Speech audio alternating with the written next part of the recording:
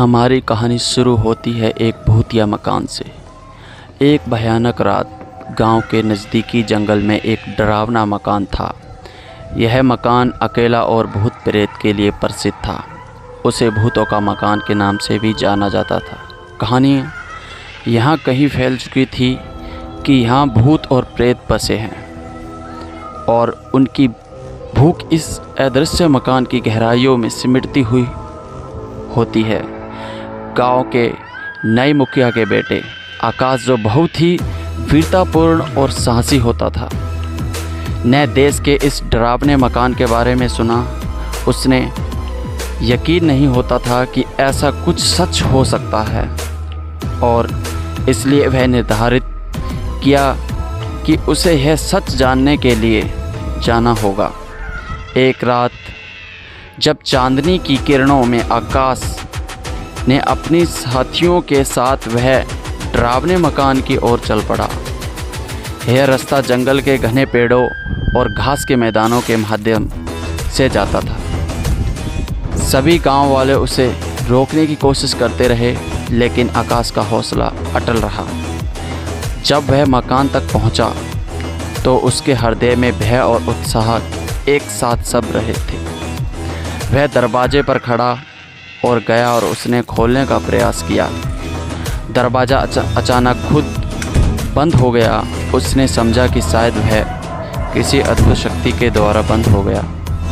धीरे धीरे वह मकान के अंदर बढ़ने लगा।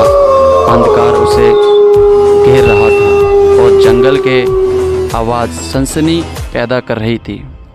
उसकी पगड़ी के नीचे से आते आते ऐसा लगा जैसे उसे कोई उंगलियां छू रही है।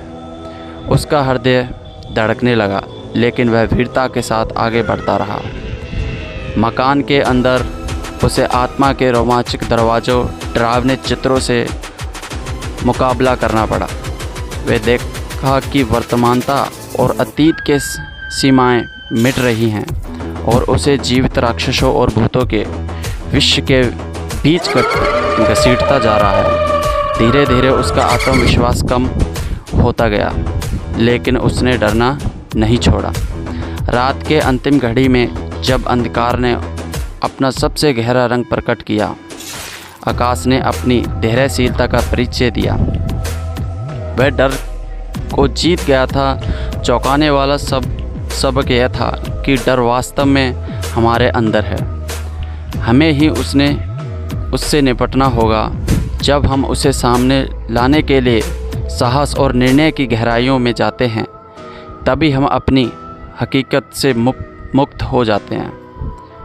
भूतों का मकान की भयानक कहानी गांव में फिर से छाई, लेकिन यह बात अब सबको स्पष्ट थी कि वह सिर्फ एक रचनात्मक कल्पना थी और उस डर का जीतने वाला नायक आकाश अब वहाँ की वीरता और साहस का प्रतीक बन गया।